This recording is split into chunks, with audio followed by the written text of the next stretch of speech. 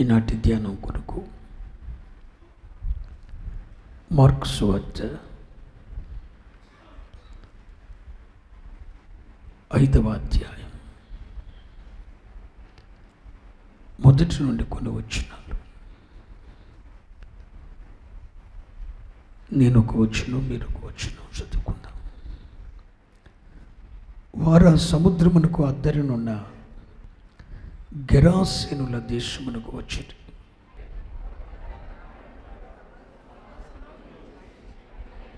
వాడు సమాధులలో వాసం చేసేవాడు. సంకెళ్ళతో నేను ఎవడునూ వాణ్ణి బంధింపలేకపోయాను.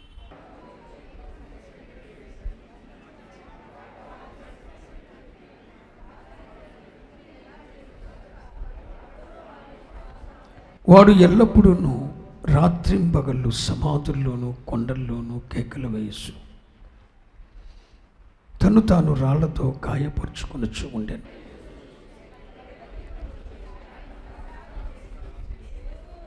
యేసు, సర్వోన్నతుడైన దేవుని కుమారుడా, నాతో నీకేం పని?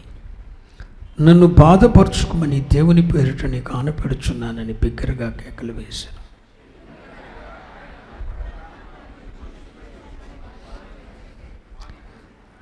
మరియు ఆయన, నీ పేరేమని వాడిని అడుగగా, వాడు, నా పేరు సేన, ఏలయనగా మేము అనేకులమని చెప్పి అక్కడ కొండ దగ్గర పందుల పెద్ద మంద మేయిచుండెను.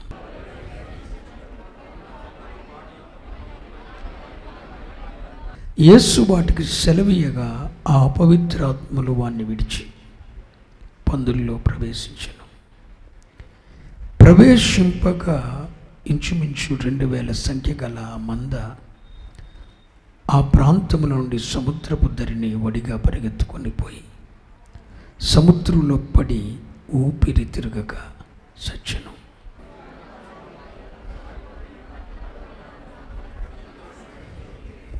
జనులు జరిగినది చూడవెళ్ళి యేసు నొద్దుకు వచ్చి, సేన అను దయ్యములు పట్టినవాడు బట్టలు ధరించుకొని స్వస్థితుడై కూర్చుండి ఉండడు చూసి భయపడిరి.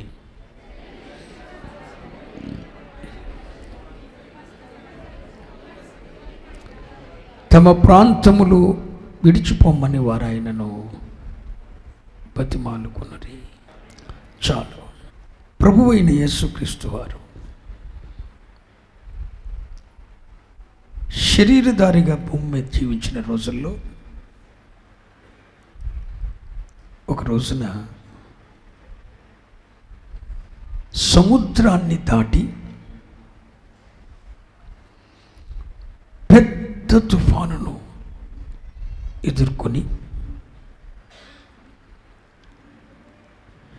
గెరాసేనుల అనే ఒక ప్రాంతానికి ప్రభు వచ్చారు. హలో,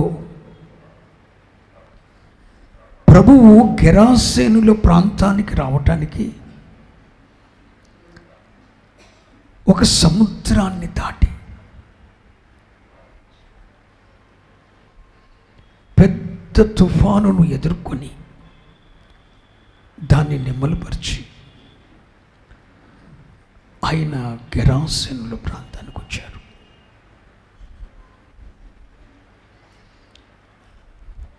ఆయన గెరాసేనుల ప్రాంతంలోకి రాగానే అపవిత్రాత్మ పట్టిన వాడొకడు ఆయనకు ఎదురుపడ్డాడు. ఎవడండి? అపవిత్రాత్మ పట్టినవాడు. అంధకార చీకటి శక్తుల అధికారములో ఉన్న ఒక వ్యక్తి జీవితం, ఒక కుటుంబ జీవితం ఎలా ఉంటుందో ప్రభు చెప్పమని ఒక సందేశాన్ని ప్రభు నాకు ఇచ్చారు. ఎందుకు ప్రభు ఈ సందేశం? కొలస్సీ పత్రిక 1వ అధ్యాయం 13వ వచనాన్ని, కొలస్సీ పత్రిక 1వ అధ్యాయం 13వ వచనం, ఆయన మనలను అంధకార సంబంధమైన అధికారములో నుండి విడుదల చేసి, ఆయన మనలను అంధకార సంబంధమైన అధికారములో నుండి విడుదల చేసి తాను ప్రేమించిన తన కుమారుని యొక్క రాజ్యమునకు వారసులనుగా చేసెను. ఈ రాత్రి ఏర్పరచబడిన వారిని నేను వందల లక్షల సార్లు చెప్పేది ఒక మాటే. 1,00,000 మంది జీవం గల దేవుని సంఘంలో ఉన్నా అందరూ దేవుడు విత్తిన మంచి విత్తనములు కాదు. మనుష్య కుమారుడు పొలములో విత్తనములు వేసెళ్ళాడు. శత్రువు వచ్చి కూడా అదే పొలములో కొన్ని విత్తనాలు విత్తెళ్ళాడు. అంటే జీవము గల దేవుని సంఘములో కోట్ల మంది ఉన్నా అందులో దేవుడు విత్తిన మంచి విత్తనములు, ఆయన ఏర్పరచుకున్న మంచి విత్తనములు గోధుమలు. కానీ అదే పొలములో అదే సంఘములో సైతానుగాడు చల్లెల్లిన విత్తనాలు కూడా ఉన్నాయి. అవి కూడా గోధుమల్లాగానే ఉన్నాయి.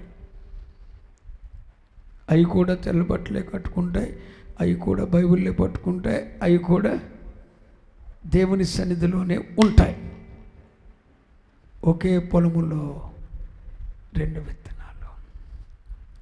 ఒకటి మనుష్య కుమారుడు విత్తిన విత్తనం, ప్రభువైన యేసుక్రీస్తు వారి విత్తిన విత్తనం.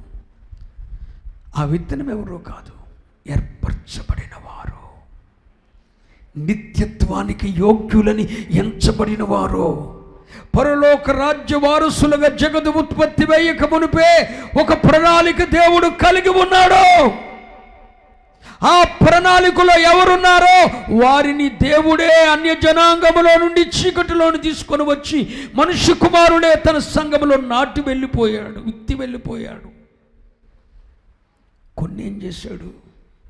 సంఘం అంటే అచ్చంగా ఇల్లే ఉంటేట దేవుని పిల్లలే, దేశమంతా మారిపోదు.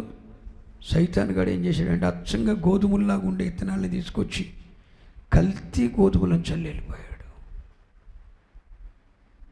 వాళ్ళు కూడా ఎక్కడున్నారు? అరే, సంఘంలో ఉన్న వాళ్ళు మన పిల్లలే, వాళ్ళు సంఘంలోనే ఉన్నారు. ఈ రెండింటిని వేరుపరచటం మన వల్ల కాదు. ప్రభు వస్తున్నాడు. అందుకని 10,000 మంది సంఘంలో ఉన్న 10 సార్లు నేను అంటాను ఏర్పరచబడిన వారు అని. అంటే అందరూ పరలోక రాజ్యానికి దేవుని ఏర్పాటులో లేరు, కొందరే ఉన్నారు. కాబట్టి ఆ ఏర్పరచబడిన వారిని గూర్చి ఈరోజు నేను మాట్లాడుతున్నా.